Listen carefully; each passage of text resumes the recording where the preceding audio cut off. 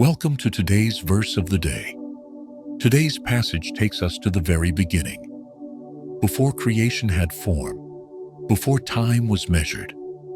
In these verses, we witness the power of God's presence, His spoken word, and the establishment of light and order.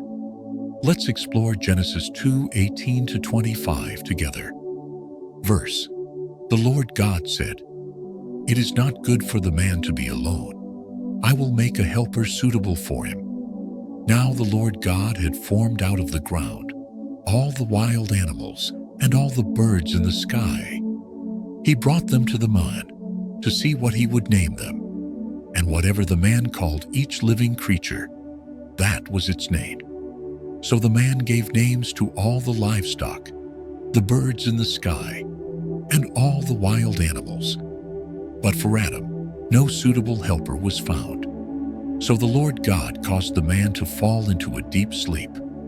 And while he was sleeping, He took one of the man's ribs and then closed up the place with flesh. Then the Lord God made a woman from the rib He had taken out of the man, and He brought her to the man. The man said, "This is now bone of my bones and flesh of my flesh. She shall be called woman, for she was taken out of man." That is why a man leaves his father and mother and is united to his wife, and they become one flesh. Adam and his wife were both naked, and they felt no shame.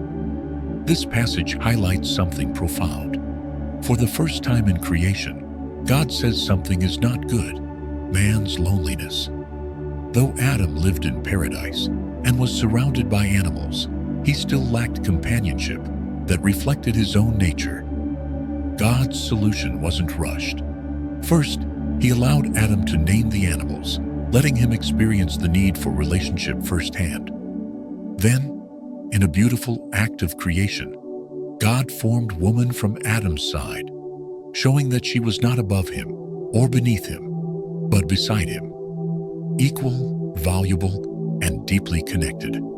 Their union reflects God's perfect design for companionship, unity, vulnerability, and trust without shame. This moment in Eden reveals the beauty of relationship as God intended it.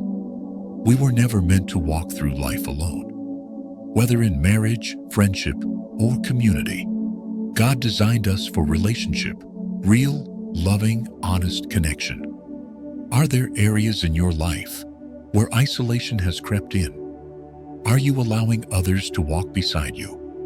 Also, consider the relationships you do have. Are they grounded in God's love, respect, and unity? Take a moment today to thank God for the people in your life.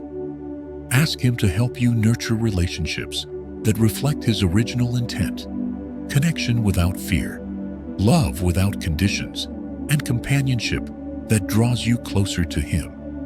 Thank you for being here today. If this passage encouraged you, share it with someone who needs a reminder that God created us for meaningful, God-centered relationships.